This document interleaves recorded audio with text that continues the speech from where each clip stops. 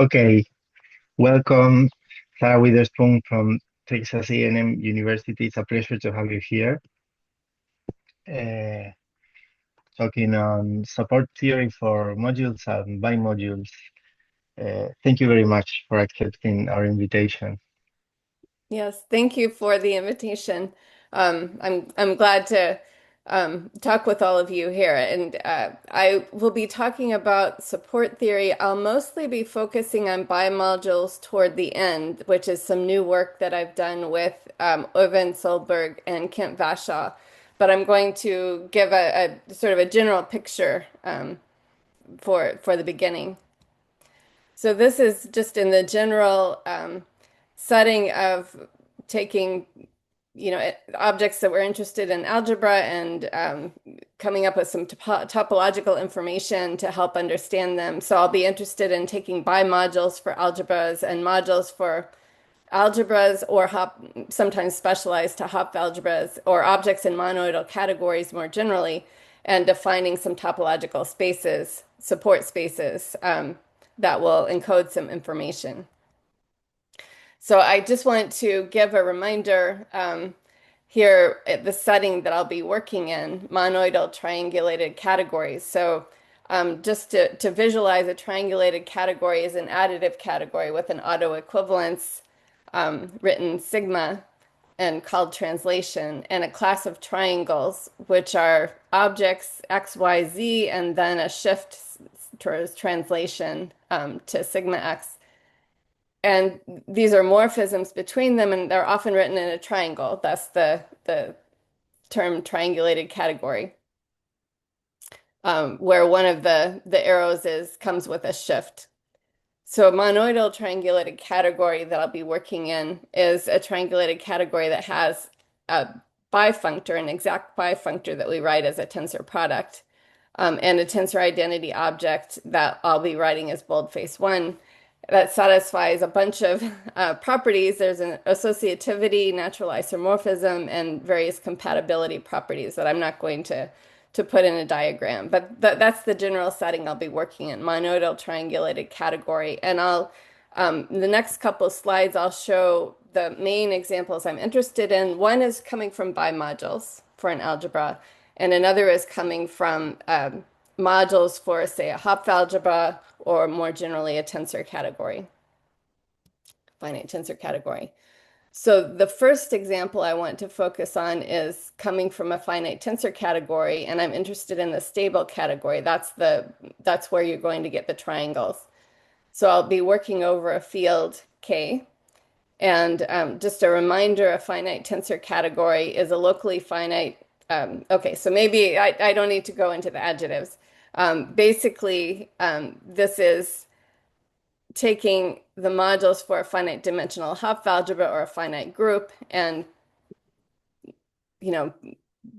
choosing what sort of structure you still want to have a much more general setting. So finite tensor category. So the morphisms are vector spaces over the field. We have finitely many simple objects, various finite properties, enough projectives so that each object is a homomorphic image of a projective object, and so on. There's a tensor product unit object.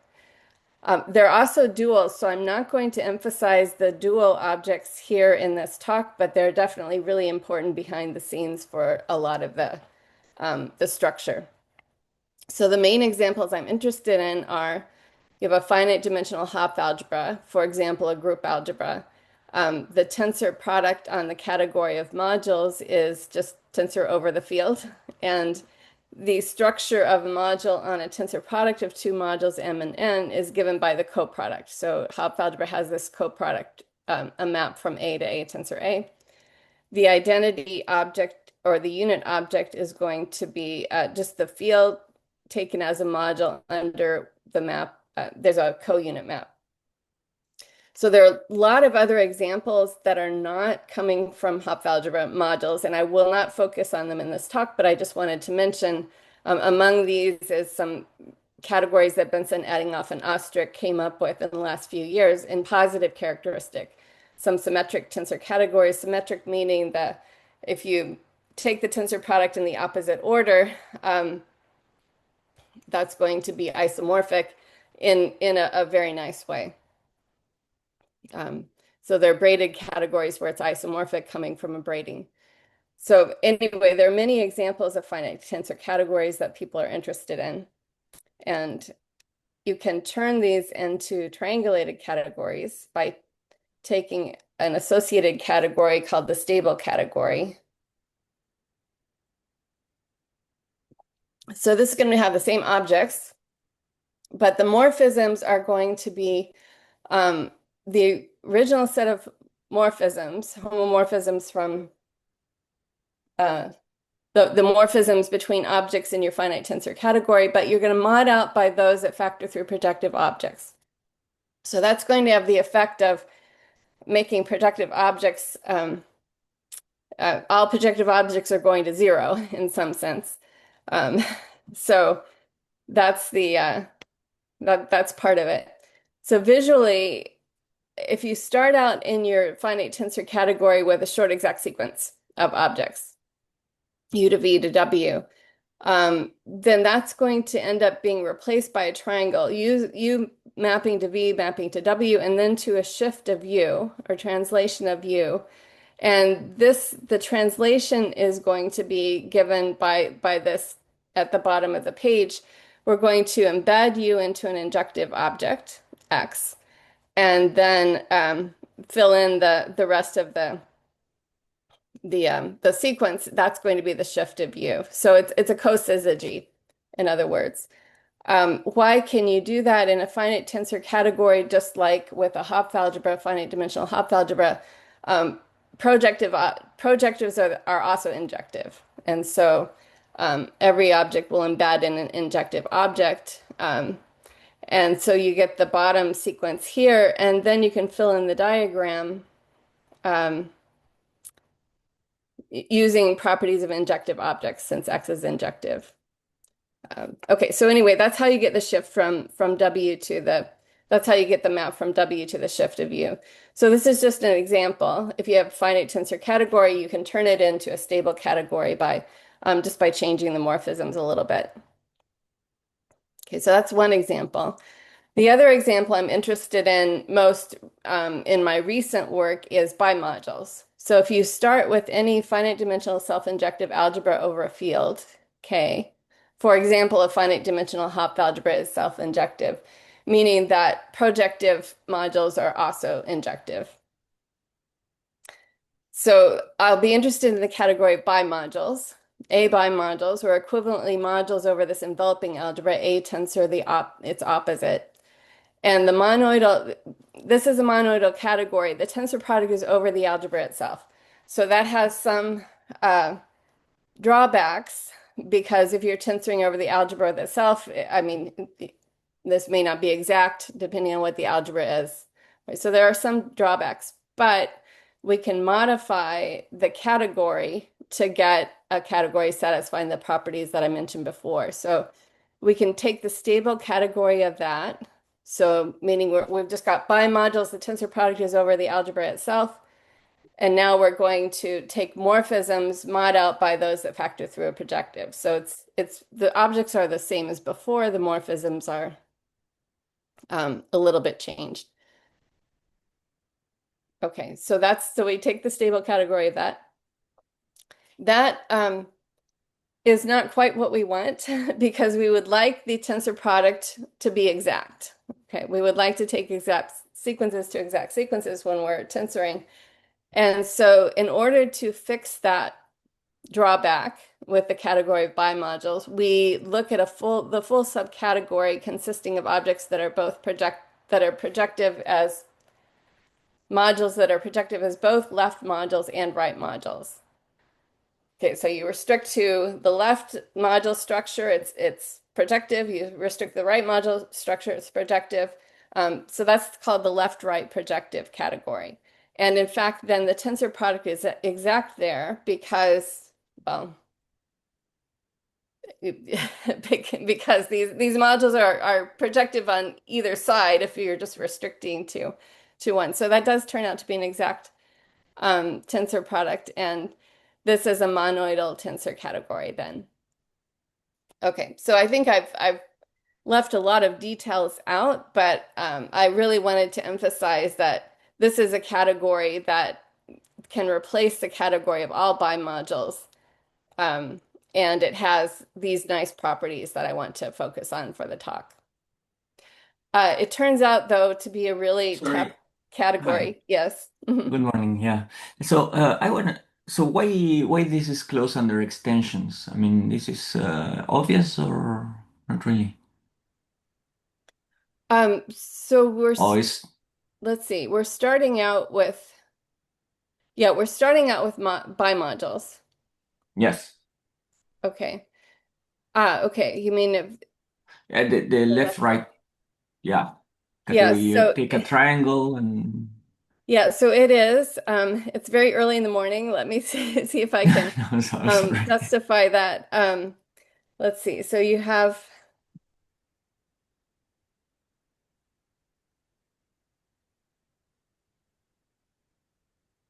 That doesn't matter. I mean, yeah, I wanted to know if there was some essential reason or a very naive reason why that should be the case, or you should I need. probably have to think about it a little bit. Yeah, yeah. All Maybe we right. can come Okay. back to this. Yeah. Yeah. Okay. Cheers. Exercise. Sorry. Exercise for the Um, audience. Yeah. Yeah. Sorry, the question Yeah. is why the LRP category is closed under Yeah. extensions? Yeah. Well, if you have an extension of projective modules, it's again projective. So you check it on the left and you check it on the right, and it's still projective. Right. Yeah. Isn't They split. that just it? Yeah. Yeah, Yeah. because it's split. Yeah. Okay. Yeah. True. Okay, Okay, yeah, that's right. I You wanted to just make sure I restrict to the was right following. and check and restrict to the left. Sorry Yeah. Yeah. for the Thank you. Sorry. interruption. Yeah. Okay, good. All right. Okay.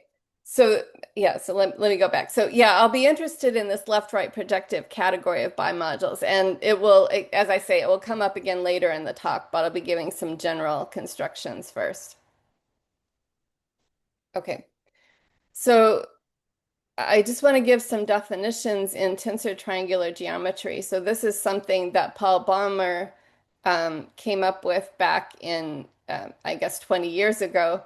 And he was working in the setting of symmetric categories. So where the tensor product is in either order, you get a natural isomorphism with particularly nice in a particularly nice way.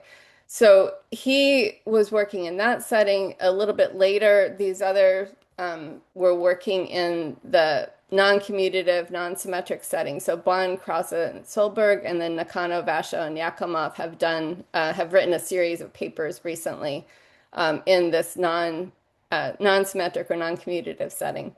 And there's some other people who've worked on it as well. So the main idea is you start with a monoidal tensor category, and you're looking at so thinking of it as analogous to a ring, we're going to be looking at ideals. So a two-sided thick tensor ideal of the category is going to be a subcategory that's thick, meaning it's closed under taking direct summands.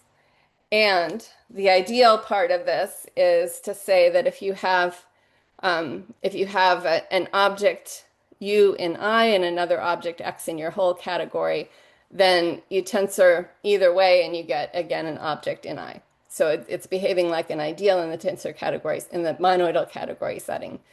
And we call it prime. So there are a couple of standard definitions grabbed from ring theory, prime and completely prime. And the difference between these two is coming up when you're looking at non-commutative tensor product in particular. So we call it prime if you have two ideals and you're tensoring, and that's contained in this ideal P. Whenever that happens, that implies that one of them is contained in it. Completely prime is defined object-wise. If you have anytime you have objects X and Y, the tensor product is in P, that implies one or the other is in P.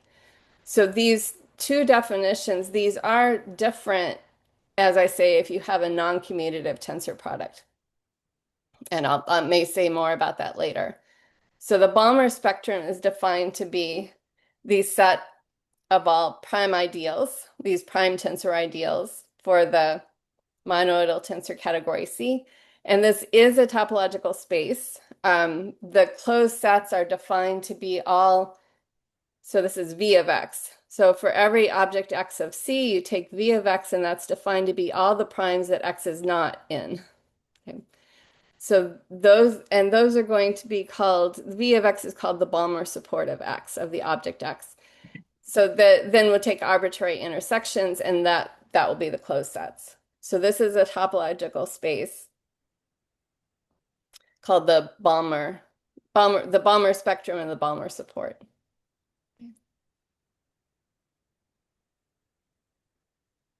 Okay, so it has very nice properties. So this is just a reminder that the Balmer spectrum here is all those prime tensor ideals for the category. Some of these properties are just straight from the definition. Others take a little bit more time to check. So if you take the support of the direct sum of objects, that's the union of the supports. If you take the support of the translation of an object, that's the same as the object. The support of any, so if you have any triangle, the support of any of those three objects, and of course the translation of an object now can be viewed in the same vein as the object itself because of bullet point 2. Take any of these objects, then its support is contained in the union of the other two. And there's a tensor product property, which looks a little bit funny. I probably should have written the symmetric tensor product property first, and that's where you don't have this C in the middle. So for any two objects, the the support of the tensor product of the two in the symmetric setting is equal to the intersection. In the non-commutative setting that I've written up here, we have to take the union of the supports of all the V tensor C tensor Y, where C ranges over all objects of the category. And this is analogous to, so this corresponds to the completely prime definition, but I have to go back to the last page. Anyway, there's this tensor product property. I don't want to emphasize too much, but there's something that's that can be said and that turns out to be really useful in the theory. Okay, so that's the Balmer support. So there are also definitions of Balmer support in a more general setting of a triangulated category that has an action of another category on it, of a monoidal triangulated category. And this goes back to work of Greg Stevenson in the symmetric setting, and I'll be talking about it in the non-symmetric setting a little bit later. And the main example I want to keep in mind here is you have your category of bimodules for an algebra. That's acting on the category of modules for the algebra by tensoring over the algebra itself. Right? You take a bimodule, you tensor with a module on the side that makes sense, and then you get another module. So that's really the setting that I'm interested in today, the action of one category on another.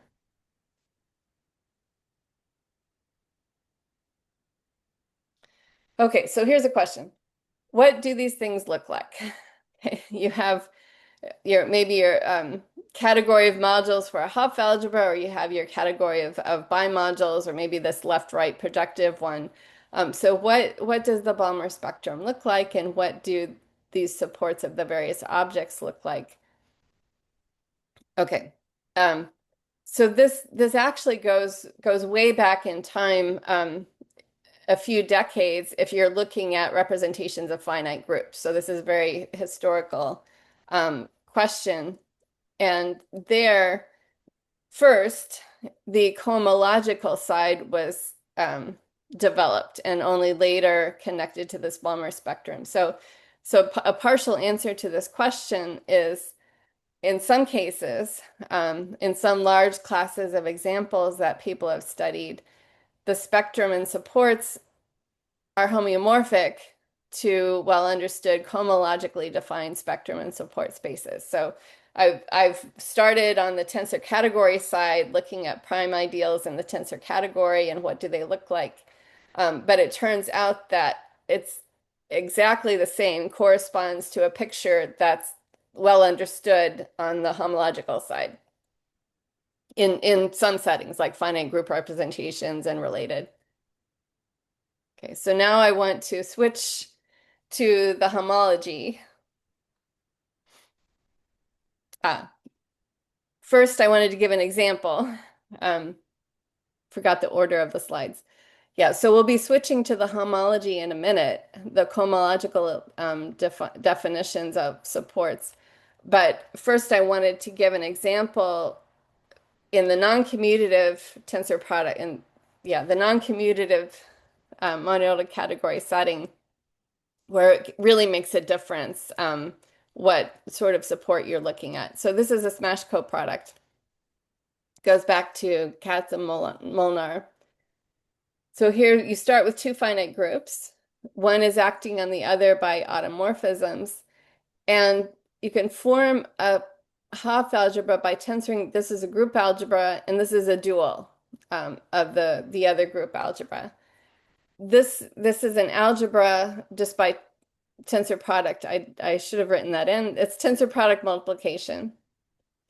The co-multiplication is the one that is using the action of the one group on the other. The co-multiplication looks like this. So you have a group element, little g, and you have this is a dual. This is my notation for the dual to a group element, dual,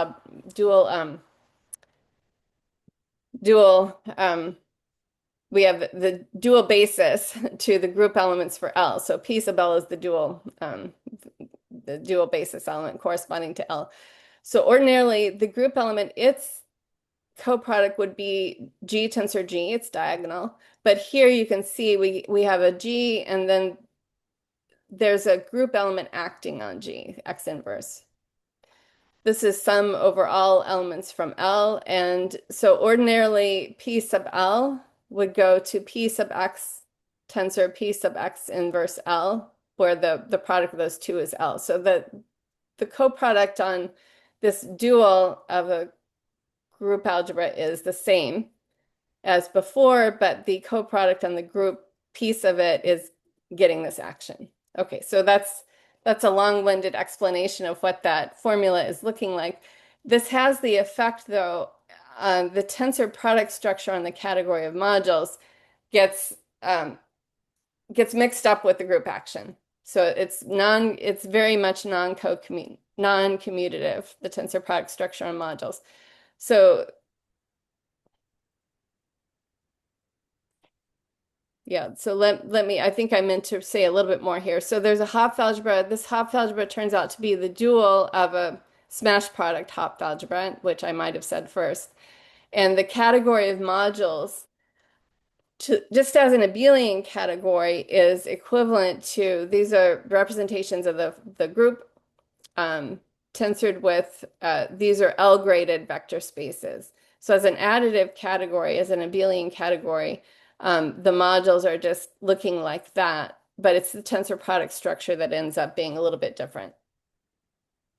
And it does turn out that there are modules whose support does not satisfy the symmetric version of the tensor product property. The support of M tensor N is not the same as the intersection of the supports.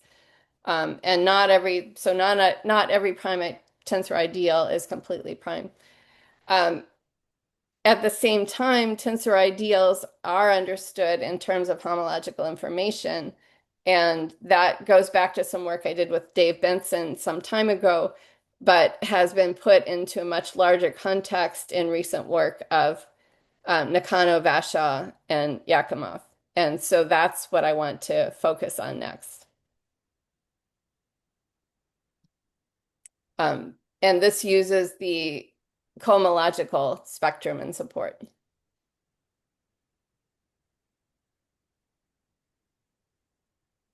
Okay, so here we're starting with a monoidal tensor category. And I'll just choose this very brief notation for the cohomology H of C.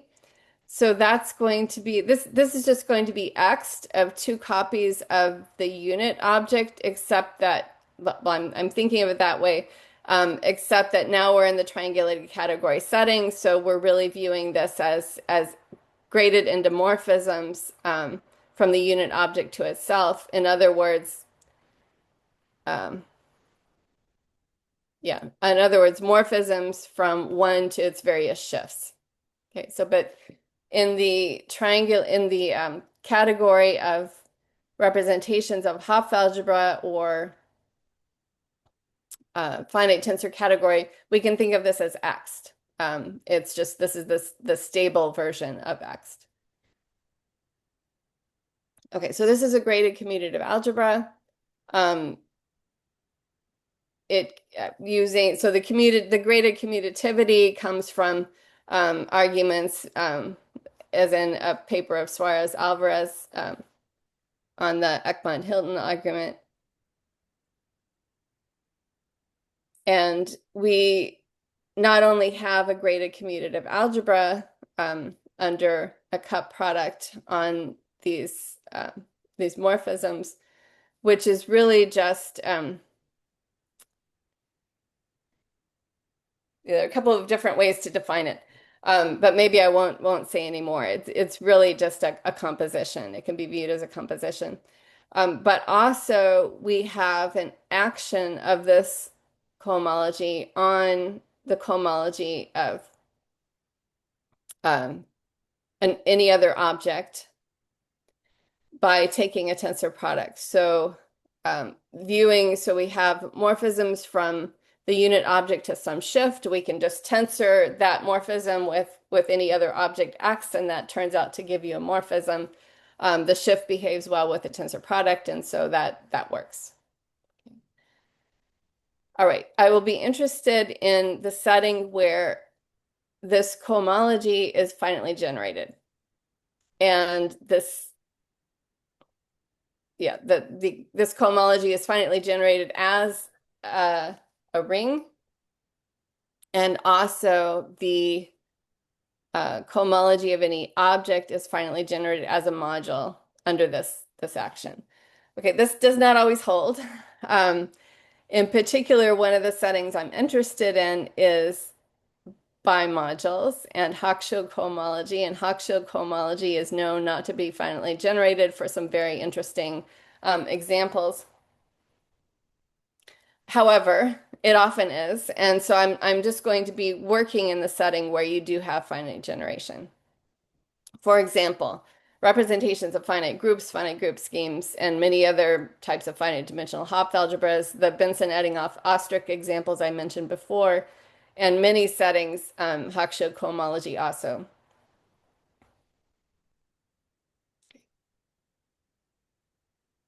So here's the definition of support coming from cohomology. So again, I'm going to assume that I have this finite generation condition, and I won't say too much more about that, but that's always behind the scenes. So support varieties then. The support variety, the cohomological support variety, I put a C there for cohomology, is defined to be any number of things depending on which version you're interested in for what reason. So sometimes it's defined to be the maximal ideals of the cohomology, maximal ideal spectrum with Zariski topology. Sometimes you really want to focus on maybe the homogeneous prime ideals or proj, meaning the homogeneous prime ideals other than the one given by all elements of positive degree. So many different versions depending on what you're interested in. The support of an object X, again, defined to be all those maximal ideals or prime ideals or whatever setting you're interested in, that for the quotient by the annihilator of the cohomology of X in the cohomology of C. And this can be viewed inside the support of the unit object, because these are the ones that contain the annihilator. These are going to be the prime ideals that contain the annihilator, the maximal ideals that contain the annihilator. So this is the basic setup. And there are many people who have worked on this. I guess I've mentioned just a few, and there are many people who've worked on it that I haven't mentioned specifically in the slides. So Born, Krauss, National, and Solberg um, gave a version. Nakano, Vasho, and Yakimov were looking at tensor triangulated categories. Moore had looked at Lie superalgebras, representations of Lie superalgebras, and he was interested in relative cohomology. And there are also versions for actions of one category on another. So that's the definition of cohomological support. And it goes back to finite group representations as first example. And in fact, here's a very small example, okay, coming from finite group representation. So here's, just take a group of order P. P is a prime, and we're working over a field of characteristic given by that prime P. So the category will be finitely generated modules over the group algebra. The underline is standing for the stable category. So I've taken morphisms, homomorphisms of modules are the ones that are factoring through. I'm modding out by those that are factoring through projectives. So this is the category I'm interested in. And the cohomology is just the group cohomology. I should have written that down too. And that's essentially just a polynomial ring. If the prime is not 2, there's an extra exterior algebra piece, but that's not relevant for the question of the maximal ideals, for example. So the cohomological support for the trivial module, K, is just a line. Or it's a point if you're looking at the projective version, right? If you projectivize, your line becomes a point. So this is the cohomological support. And in fact, every indecomposable module has the same support, right? If you have if you have an indecomposable module, then that's given by Jordan canonical form. The dimension is less than P as long as it's not projective. And then the support will be, again, the line or a point. Okay, so that's a very small example coming from groups. And if you, Excuse me, yes, yes, what is the topology there in that line? yeah, it's a Zariski topology. Okay. Yeah, so this is, Great, yeah, thank you. and maybe I was going to say if you take a bunch of copies of Z mod P, right, that Z mod P to the n, say, then the group cohomology turns out to be essentially just a polynomial ring in that many generators. And so you're getting an affine space Uh, of whatever dimension. And the picture is very similar. So, okay. yeah. Thank you. Okay, so that's the historical setting. And group cohomology was developed, all of these questions uh, were developed. So what are some properties of the cohomological support? They're actually almost the same as the Balmer support that I mentioned before. And so I just wanted to put up a few of these properties. And these have been studied. So this cohomological support has been studied by many people, and I've left a lot of people out. But for example, John Carlson, Jörg Feldbos, there are a bunch of names that I put without associating particular papers to them. I wrote some papers with Jörg Feldbos and Ilya Pevsova. EHSST stands for Erdmann, Holloway, Naschel, Solberg, and Taillefer. And as I say, I didn't list everybody and I didn't list the years, but most recent work that's been done in a fairly general setting for finite tensor categories and for monoidal triangulated categories are work that I did with Petterberg and Julia Plavnik, and also more recently with Øyvind Solberg and Kent Vashaw. So we just posted that on the archive last week. And so this is the first talk I've tried to give on some parts of this. So it's maybe a little bit rough for that reason. So the general properties that correspond to the ones coming from also for the Balmer support are the support of a direct sum is the union of supports. The support of a translation is the same as support of the original object. Also, if you have a triangle, the support of any object is contained in the union of the other two. And I didn't want to write down, there are versions of tensor product properties, but it depends on many factors. Okay. In the best cases, the support of a tensor product is equal to the intersection of the two supports, but in the non-commutative setting, that's generally not the case, and there are variations. So I didn't want to write those down, but there are tensor product properties. We're also interested in defining the cohomological support when you have an action of a monoidal tensor category on monoidal triangulated category on some other triangulated category. And again, the case I'm interested in most for this talk is going to be bimodules for an algebra acting on modules for the algebra, taking the tensor product over the algebra itself. So that's what I'll give some results at the end in that setting. So I didn't write down the properties, but this has also been developed.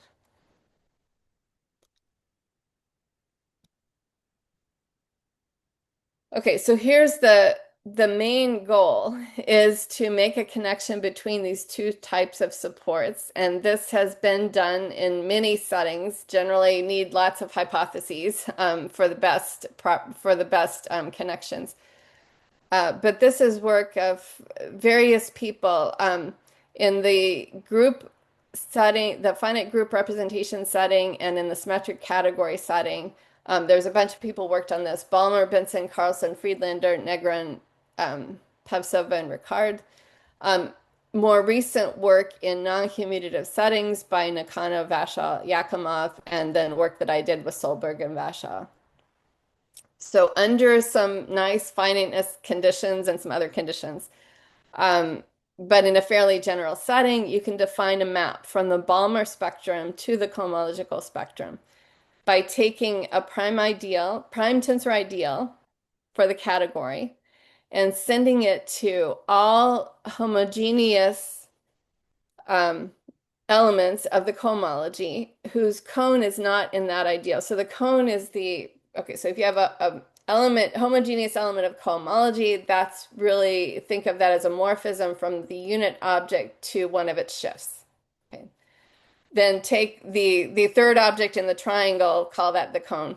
That's the cone. So that object is not in the prime ideal. That's the definition of the map.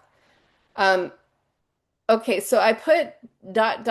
here because I might be interested in looking at I'll be interested in looking at some sub-algebra of the cohomology in just a little bit.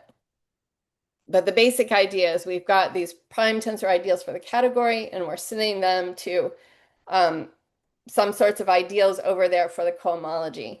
And this turns out to be a really nice map in some cases. It turns out to be a homeomorphism. Right? So you've got these two topological spaces. It turns out to be a homeomorphism in many known settings. So for example, the stable category of finitely generated modules for a finite group, that's one of the first examples that was studied. Finite group scheme or some other Hopf algebras, some specific types of Hopf algebras. Or the subcategory of that left-right projective category of bimodules for an algebra, but we need to look at the subcategory generated by the algebra itself. And I'll say a little bit more about that later for a unipotent Hopf algebra. So this is very specific hypotheses that we've been able to prove that this is a homeomorphism so far. We're hopeful that there's a lot more that can be done. But we've found it quite tricky to deal with bimodules. So these are the settings that we know. And once we do have a homeomorphism, then the structure of the category in terms of its prime ideals, in terms of ideals, can be understood by the cohomological data, going from the category side and ideals on the category side over to what's going on in the cohomology. So this is some well-known techniques for, say, finite group representations, but also some of these other settings, and there's a lot more that can be done with it here, I believe. So for some other categories, this does also turn out to be a homomorphism, but only after you've replaced the cohomology by something called a categorical center, and that's what I'm going to define next. This categorical center is what's getting around some problems created by the non-commutativity of the tensor product. So here's the definition.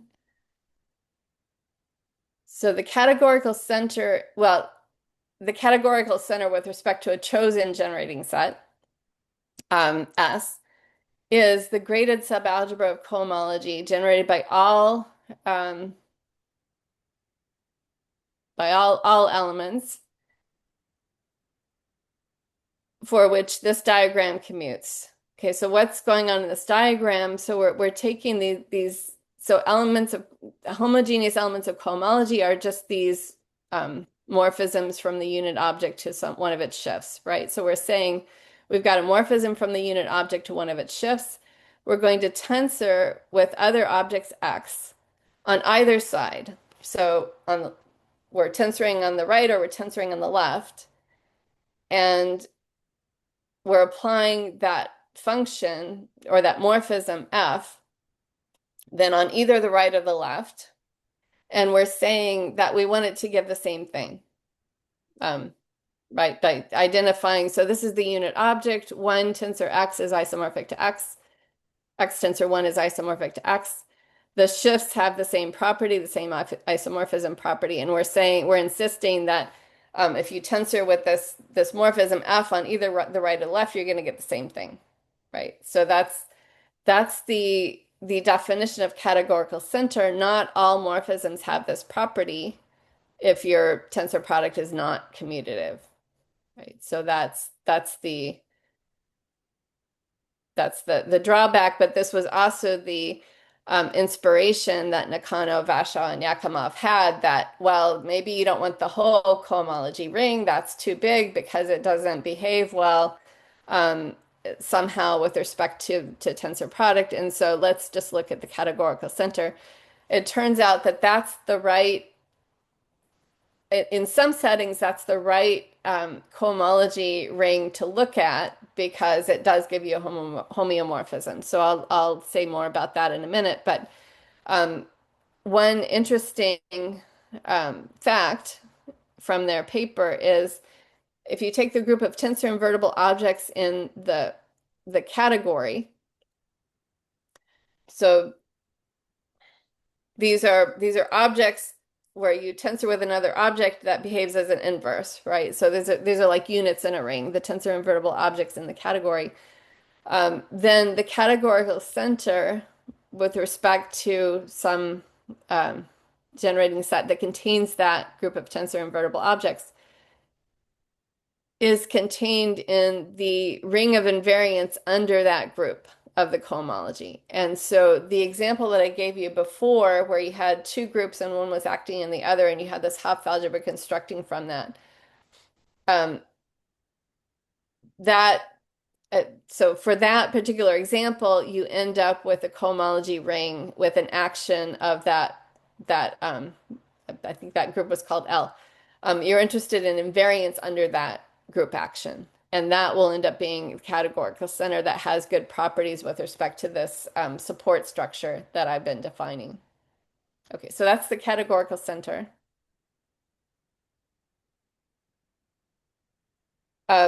So for the categorical center, I want to say a little bit about what's happening for bimodules for a self-injective algebra.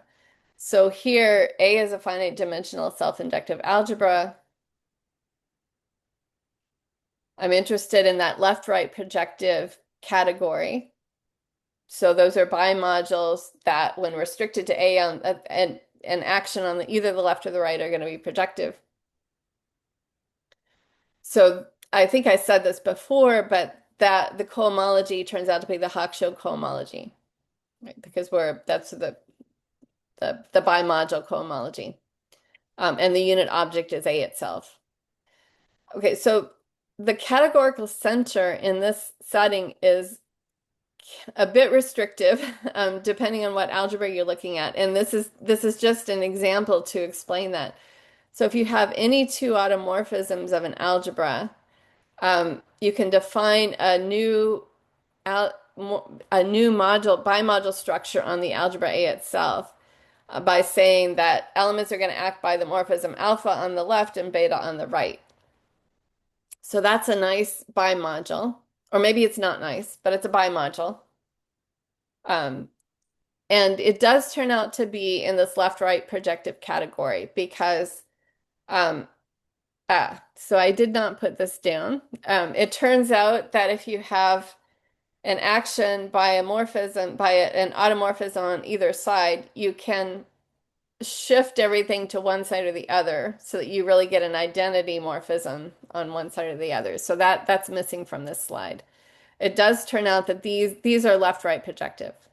If you restrict to one side or the other, you get a projective module. And they're also tensor invertible.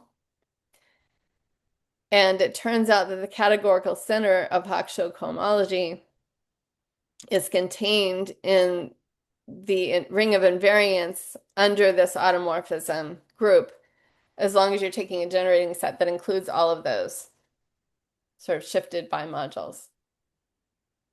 Okay, so this can be pretty restrictive, right? Because your algebra, if your algebra has loads of automorphisms, then somehow this is going to end up being a small ring. For example, if you take that, if you take a group algebra of a group given by a bunch of copies of Z mod P, then the Hawkshaw cohomology looks like this. And I said P is at least 3 because if P is 2, then I'm missing this exterior piece. But this is, it just looks like the group algebra itself tensored with an exterior algebra on that many generators, and those are in degree 1, tensored with a polynomial ring in that many generators, and those are in degree 2, homological degree 2. And it turns out that under these the automorphisms of the algebra, this Hawkshaw cohomology is just the field concentrated in degree 0. You lose everything outside of degree 0. Well, in fact, you also lose some group elements. So this is pretty small, right? The categorical center is pretty small, and it's probably not going to have a lot of helpful information in terms of the structure of the category. So that's just a cautionary example. And then, so this is my last slide. I wanted to say, even though somehow you're losing a lot of information if you go to the categorical center, depending on what your algebra looks like, even so, in some settings, and if you look at a good choice of subcategory, you still get a lot of information. So here I want to take A to be a finite dimensional unipotent Hopf algebra.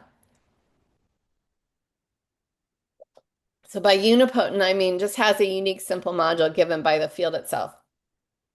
And that's many examples satisfy this, such as the group algebras that I've been putting down. If you have a P group and you have a field of characteristic P, the group algebra is a unipotent Hopf algebra. And there are many other examples known.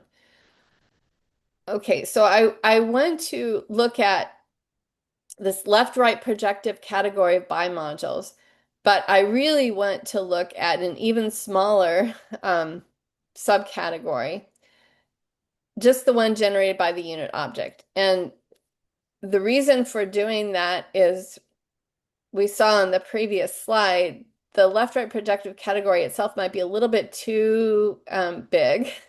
It contains all these bimodules that have actions by automorphisms, and somehow those automorphisms are restricting the picture a bit more than we might like. So let's look at the category generated by the unit object A.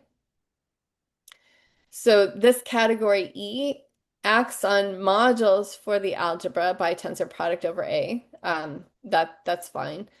And it is actually big enough. Its cohomology is the Hawkshaw cohomology because you've got the unit object A and you've got all of its shifts, and so because it's a triangulated subcategory. So everything's just fine. And using all these different categories together, we were able to show that there are homeomorphisms. So Proj of the Hawkshaw cohomology, so that's the homogeneous prime ideals other than the one corresponding to positive degree elements. So that turns out to be homeomorphic to this Balmer spectrum of the category E, this restricted sort of smaller category E that's sitting inside the left-right projective category. And that's homeomorphic to the Balmer spectrum of the category of modules defined via the action of Hawkshaw cohomology of the category of bimodules. And that's the same as the support of the unit object A, where this last one is the Balmer support of the object A considered as an object of modules over this enveloping algebra, not with tensor product over A, but with tensor product over the field. So this is again a Hopf algebra. And you have a choice of two tensor products, tensor product over A, tensor product over K. The tensor product over K is the one that's giving you the nice exact monoidal product, and somehow it's useful to play those off of each other, those different tensor products.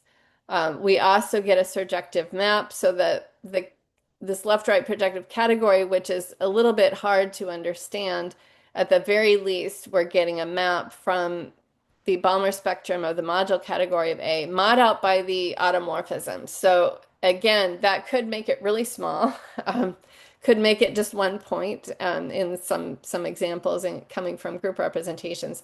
But at least we do have a surjective map. And so that connects all of these categories together, and their Balmer spectra, and the cohomological spectra support is in the middle of all the theory for part of this as well.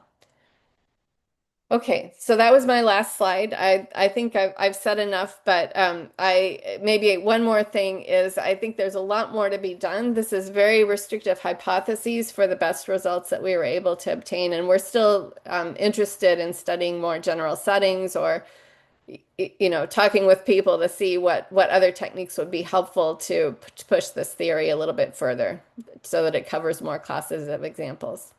Okay, thank you.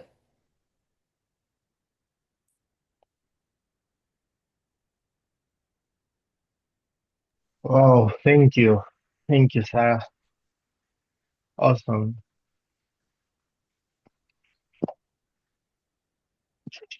Do you have any questions for Sarah?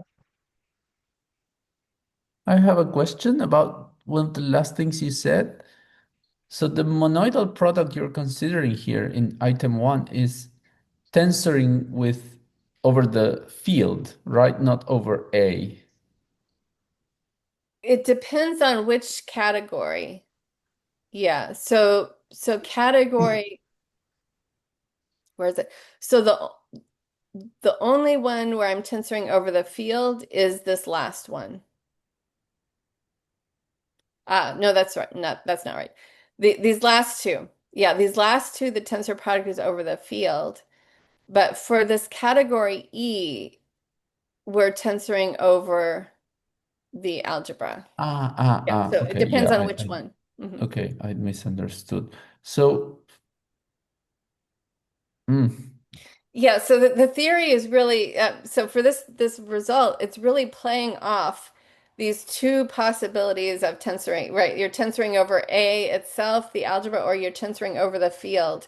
And it's really a play on the two different types of tensor products that's helping us push that through. And we have general results where we're looking at a monoidal triangulated category. Suppose we have two different tensor products and they behave in a certain way with respect to each other. What can we say? So there's a general setting that we have put this in. But for bimodules, this is how it comes out. Like the duoidal setting. Say that again. Sorry, I was going to ask you later, but like that, the duoidal category setting. Yes, and I remember thinking that I should look into that further and you know what that theory can help us understand here. Yeah, but I have not Mm. yet. Okay. Sorry, Pablo, I interrupted, but I I was You saving that interrupted me question. going, because it's taking, there are lots of change of settings. And so what, how do you transition from a place where you tensor over A to tensoring over K? Is there some sort of co-invariant or invariant taking that drops down from tensoring with A to tensoring with K, something like that? Um, It's a very vague question. I'm just trying to understand how you go from a place where tensoring with A can become tensoring with K. it doesn't become tensoring with K. I'm saying we're playing these two off each other, right? So we've got some objects and maybe we're taking this sort of tensor product or we're taking that sort of tensor product or we're combining them and seeing what we get. Yeah, it's Oh, okay, okay. So yeah, you kind of have like sometimes I'm tensoring with A and with K and right. seeing part of it as a result in one side and part of it as an object on the Right. other. Okay, I see. That's right. But I think, I mean, it's certainly the case that it could be understood it much better by yeah, I mean, at the moment, this is just sort of ad hoc. We're just seeing what happens. But I Hmm. think there's probably a bigger setting that would be helpful for understanding it that we're still trying to, yeah, Hmm. Okay, still trying to figure thank you. things out. Yeah, I guess I should say so where we came up with the thought to look at these two tensor products is we were looking at a very specific example. We were looking at these finite groups that you know a bunch of copies of Z mod P's and trying to figure out because there we really understand well it's well known what the supports look like. I mean, you're just talking about polynomial rings and you know, points in affine space and trying to understand what the support would look like if we're just thinking of the monoidal product, the tensor product over the field, or if we look at it tensor product over A, what is the difference in the supports? And we were really able to look at this, you know, points in affine space and figuring out what, you know, what is the difference and trying to understand the two that helped us to get to this more general setting, but I can't say that we really understand it very well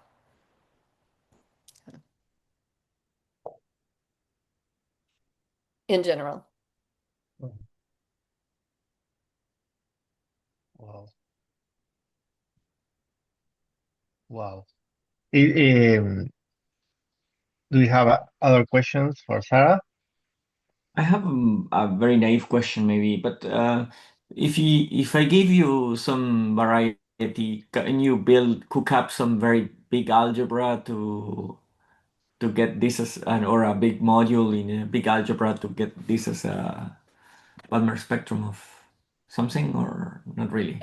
That's a really good question. I wouldn't know how to answer it in that context, but I should say in the settings that I'm better familiar with, like finite tensor categories or Hopf algebra, modular or Hopf algebras, um, generally if you start out with the spectrum for the unit object, you can generally cook up, take any subvariety. You can generally cook up, I mean, this is called realization. Under maybe a couple of hypotheses, you can cook up some object that has that support. But that's a more restricted question than what All you're right. asking. Yeah. Yeah, I know, but that's very good. Yeah. Cheers. Mhm. That reminded me another thing I wanted to ask. So you Mhm. said, okay, so the closed Zariski sets are of course supports of single objects. But you also mentioned that you have actions on categories and you can take the support of those. Are those again closed, or do you need some extra hypothesis for them to be closed? Yeah, so we need some hypotheses. Yeah. Is it like the problem something that can be non-finitary in some sense that Yeah, it's so I can I get out should of say, control? yeah, underlying a lot of this that I have sometimes I put etc. and I didn't I didn't say anything more. There's definitely some Noetherian hypotheses behind a lot of this, and so I just haven't put them in. Yeah.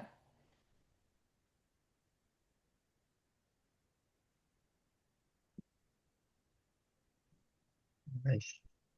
Are there any other questions?